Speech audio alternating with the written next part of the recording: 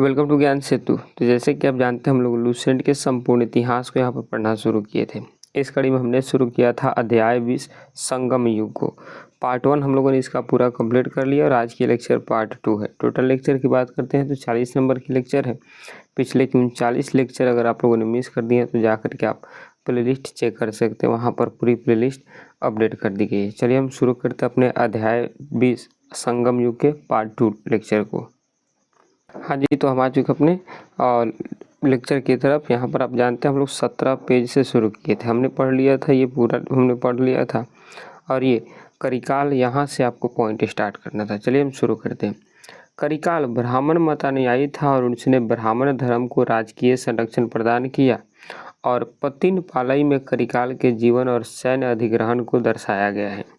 इसके बाद संगम साहित्य के विभिन्न कविताओं में बेणी युद्ध का उल्लेख मिलता है, जिसमें कहा जाता है करिकाल ने पांड्य तथा चेर सहित 11 राजाओं को हराया था करिकाल, और उसने ही पुहार या फिर कावेरीपत्तनम शहर की स्थापना की और अपनी राजधानी उरईयूर से कावेरीपत्तनम में स्थानांतरित किया। तो क्वेश्चन आपसे पूछेगी कि बताइए बेणी युद्ध कौन जीता था? तो कौन जीता था? तो वो था करिकाल। कितने राजाओं को हराकर? तो आपकी 2 पांड्य और चेर तो था ही, लेकिन इसके साथ साथ 11 राजाएं भी इसमें हार चुके थे और अपनी राजधानी को इसने उरईयूर से हटाकर कावेरीपत्तनम में रखा और इसी ने ही कावेरी नदी के तट पर एक शहर बसाया था कावेरीपत्तनम। इसने कावेरी नदी के मुहाने पर बांध बनवाया था। कौन? करिकाल। तथा सिंचाई करने के लिए नहरों का निर्माण भी करवाया था। पेरुनानुपादे में करिकाल को संगीत के सप्त स्वरों का विशेषज्ञ बताया गया है। ऐसा माना जाता है कि जो करिकाल था वो अपने जीवन काल में संगीत पर सबसे ज़्यादा फोकस कर रहा था।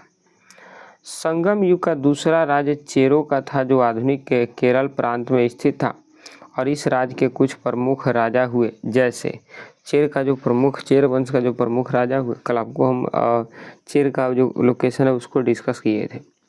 तो चेर का जो प्रमुख राजा हुए उसमें थे एक उदयनजीरल, एक थे नेंदुजीरल आदन और दूसरा सेनगुटवन। ये 3 राजाएं हुए इसमें। सेनगुटवन ने अधिराज की उपाधि धारण की और इसने पतिनी नामक धार्मिक संप्रदाय को समाज में प्रतिष्ठित किया। और संगम युग का तीसरा राज्य पांडवों का था, जो कावेरी के दक्षिण में स्थित था और इसकी राजधानी मदुरा में थी। पांड्य राजाओं ने नेंदुजेलियन सबसे शक्तिशाली था, ये पांड्य राजाओं में था और पांड्यों का पहला उल्लेख मेगास्थनीज ने किया है। उसने इस राज्य को क्या बताया है? तो मोतियों के लिए प्रसिद्ध बताया है। और नलिबकोडन संगम युग का अंतिम ज्ञात पांड्य शासक था। थोड़ा सा यहाँ पर नाम क्रिटिकल देखने को मिल रही है। संगम युग में राज्य को मंडल कहा जाता था। ध्यान में रखेंगे कि संगम पीरियड जब चल रहा था तो उसमें राज्य को मंडल कहा जाता था और राजा का जन्मदिन पेरुनल कहलाता था। ठीक।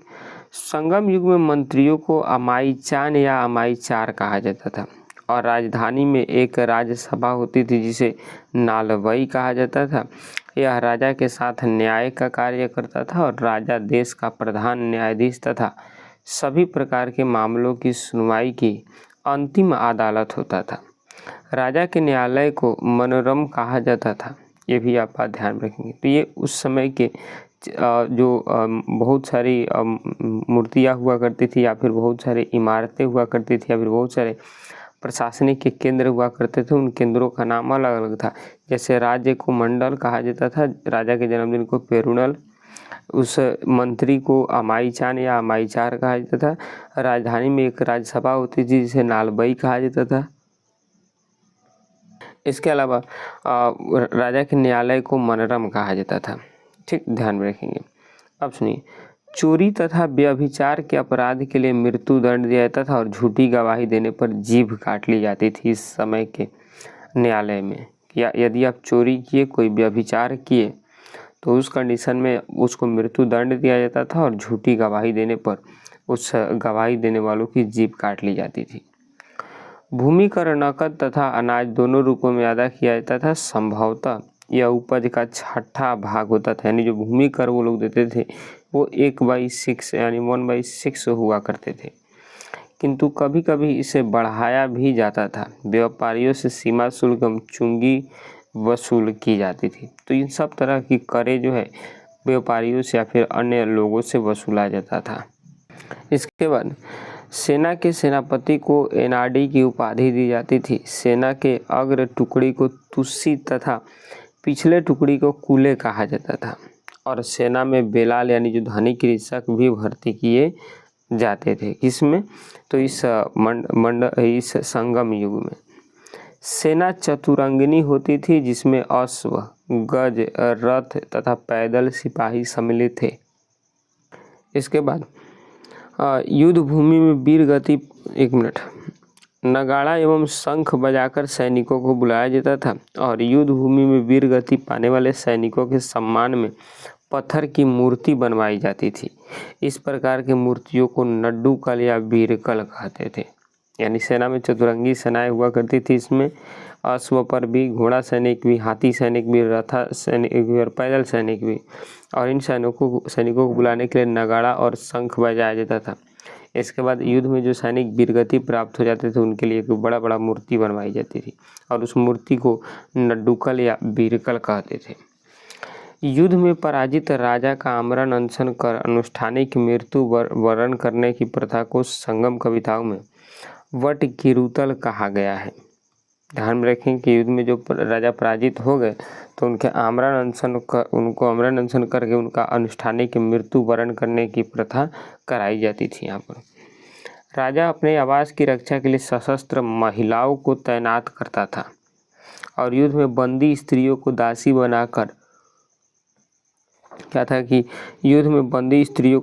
बनाकर उनसे मंदिरों में दीपक जलाने का कार्य कराया जाता था। जिन भी स्त्रियों को दासी बनाया जाता था उनके लिए मंदिरों में दीपक जलाने का कार्य किया जाता था। संगम काल में समय जानने के लिए जल घड़ी का प्रयोग किया जाता था। आप देखे होंगे जल घड़ी, रेत घड़ी और भी प्रकार घड़ियाँ आप देखे होंगे। इसके बाद तमिल प्रदेश में ब्राह्मणों का उदय सर्वप्रथम संगम काल में हुआ, जो समय का सबसे प्रतिष्ठित वर्ग था। इसकी हत्या को सबसे बड़ा अपराध माना जाता था और संगम कालीन ब्राह्मण मांस भक्षण करते थे तथा सूरा पीते थे, मतलब शराब पीते थे। इस समय के ब्राह्मण, आज भी ब्राह्मण का वही है। ब्राह्मणों के पश्चात संगम युगीन समाज में वेलार वर्ग का स्थान था और इसका मुख्य पेशा कृषि कर्म था। वेलार के प्रमुख को वेलीर कहा जाता था और खेतों में काम करने वाले मजदूर को कडेसियर भी कहा जाता था। और थोड़ा सा इस बॉक्स के ऊपर जरा आएंगे। बॉक्स में क्या दिया है कि संगमकालीन कुछ अन्य वर्ग।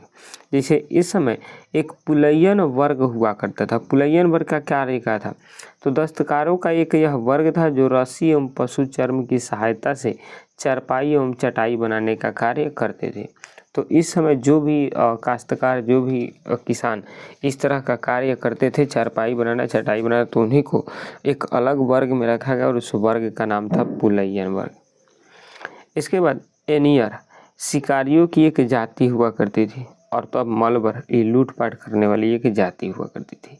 तो आई होप आपको ये जो अलग से जातियाँ थी वो आपको समझ में आया है। अब आएंगे यहाँ पर संगम साहित्य में व्यापारी वर्ग को वेनिगर कहा जाता था और आपकी संगम साहित्य में दास प्रथा के अस्तित्व का प्रमाण यहाँ पर देखने को नहीं मिलता है, क्योंकि दास प्रथा ऐसा माना जाता है कि दक्षिण भारत में इस समय नहीं चला करता था। और तोल्कापियम नामक तमिल रचना से ज्ञात होता है कि संगम काल में विवाह के संस्कार के रूप में क्या है कहानी कि तोल्कापियम नामक जो पुस्तक आप जानते हैं, तोल्कापियम पुस्तक के रचयिता कौन है? तोल्कापियर नामक एक विद्वान नामक तमिल रचना से ज्ञात होता है कि संगम काल में विवाह को संस्कार के रूप में मान्यता प्रदान की गई थी और इसमें हिंदू धर्म शास्त्रों में वर्णित विवाह के 8 प्रकार, जो 8 प्रकार विवाह के होते हैं, ब्रह्मा विवाह होता है, देव विवाह होता है, आर्ष विवाह होता है, प्रजापत्य, असुर, गंधर्व, राक्षस और पैशाच, ये सभी विवाहों का उल्लेख देखने को मिलता है। और इस समय दक्षिण भारत में इन सभी में से कोई भी विवाह एक मनुष्य कर सकता था। परिणय विवाह की मान्यता दी गई थी जिसे पंचतीर्ण कहा गया है। यह एक पक्षीय परिणय को कैकीर्ण व अनुचित परिणय को पेरिंदुनी कहा गया है। फिर इसके बाद संगम काल में चावल मुख्य खाद्यान्न हुआ करता था और इसे दूध में मिलाकर सांभर, जो आज सांभर तैयार होता है उसको ये लोग तैयार करते थे। चावल को दूध में मिला करके और सांभर तैयार करना। नर्तक नर्तकियों और गायकों के दल घूम घूम कर लोगों का मनोरंजन किया करते थे और संगम साहित्य में इन्हीं को पानर या फिर इन्हीं को बिडालियर कहा जाता था। जो नर्तकी हुआ करते थे, जो नर्तक हुआ करते थे उनको। फिर उसके बाद ध्यान में रखेंगे यहाँ पर तमिल साहित्य में मचेलियर तथा ओवैयर जैसी कवित्रियों की चर्चा हुई है, जिससे स्पष्ट है कि इस काल में स्त्रियां सुशिक्षिता होती थी और संगम काल के लोग कौवे को शुभ पक्षी मानते थे, जो अतिथियों के आगमन का सूचना देता था। कौवे नाविकों को सही दिशा का भी बोध कराते थे। इस कारण सागर के मध्य चलने वाले जहाज़ों के साथ उन्हें ले जाया जाता था, क्योंकि ये लोग मानते थे ऐसा कि कौवा जिस रास्ते से चलेगा वो रास्ता सही ही है, मतलब आगे की जो कंडीशन है वो सही है। इसके बाद संगम काल में समाधियों के स्थान पर पत्थर गाड़ने की प्रथा थी और इन्हें बीरगल या वीर प्रस्तर कहा जाता था। इनकी पूजा भी की जाती थी। प्रायः युद्ध में वीरगति प्राप्त सैनिकों के सम्मान में खड़े किए जाते थे। इसके बाद संगम काल में चोलों की समृद्धि का मुख्य कारण उनका सुविकसित वस्त्र उद्योग था और पांड्य राजा में कारकई, सलियार एवं चेर राज्य में बंदर प्रमुख बंदरगाह हुआ करता था और कोरकई मोती खजाने का एक प्रमुख पतन हुआ करता था। इसके बाद कोरोमंडल समुद्र तट पर पुडुचेरी से 3 किलोमीटर दक्षिण में स्थित आर्कमेडू चोल वंश का एक प्रमुख बंदरगाह हुआ करता था और इस बंदरगाह को रोम के साथ व्यापार होता था और 1945 में हुई यहाँ की खुदाई से एक विशाल रोमन बस्ती का भी पता चला है। यहाँ मनकों के निर्माण का कारखाना भी था। उसके बाद पेरिप्लस में अरिकमेडू को पेडोक भी कहा गया। पेरिप्लस ऑफ द एरिथ्रियन सी जो नाम की पुस्तक है उसमें। और एक नोट पॉइंट है, संगम काल में ही मिस्र के एक नाविक हिप्पोलस ने मानसूनी हवाओं के सहारे बड़े जहाज़ों से सीधे समुद्र पार कर सकने की विधि की खोज करी थी। अब इस टॉपिक के इस चैप्टर के लास्ट टॉपिक की तरफ हम बढ़ते हैं। तमिल देश का प्राचीन देवता मुरुगन हुआ करता था। जो कार्तिकेय भगवान होते हैं उन्हें मुरुगन इसमें कहा जाता है। कालांतर में उस पर नाम सुब्रमण्य हो गया है और स्कंद कार्तिकेय के साथ उसका तादस्त्य स्थापित कर दिया गया है। उन्हीं मुरुगन का नाम बदलकर आज सुब्रमण्यम स्वामी वो लोग बोलते हैं और उन्हीं की पूजा करते हैं। इसके बाद हिंदू धर्म में स्कंद कार्तिकेय को शिव पार्वती का पुत्र माना गया है और स्कंद का एक नाम कुमार भी है और तमिल भाषा में मुरुगन शब्द का सही अर्थ होता है मुरुगन का प्रतीक मुर्गा माना जाता था तथा उसके विषय में यह मान्यता थी कि उसे पर्वत पर क्रीड़ा करना अत्यधिक प्रिय है। उसका अस्त्र वर्षा था। कुर्वस नामक एक पर्वतीय जनजाति की स्त्री को मुरुगन की पत्नियों से माना गया था। तो यही समय के लोग जो थे वो मुरुगन देवता को माना करते थे। वर्ण का सामाजिक वर्गीकरण संगम कवियों को ज्ञात होता था और संगम साहित्य में पवित्र या जादुई शक्तियों में विश्वास जताया गया था, जिसे अनकु भी कहा जाता था। तो ये चैप्टर आपकी थी पूरी का संगम साम्राज्य के ऊपर। हमने पूरा संगम साम्राज्य को यहाँ पर ख़त्म कर लिया। कल एक और पार्ट इसकी आएगी जहाँ पर हम इसके टॉप 40+ क्वेश्चन को यहाँ पर देखने वाले हैं, जो भी प्रीवियस ईयर में क्वेश्चन पूछने वाले हैं। तो हम आपसे मिलेंगे इसके पार्ट 3 लेक्चर में। तब तक के लिए जय हिंद, जय भारत।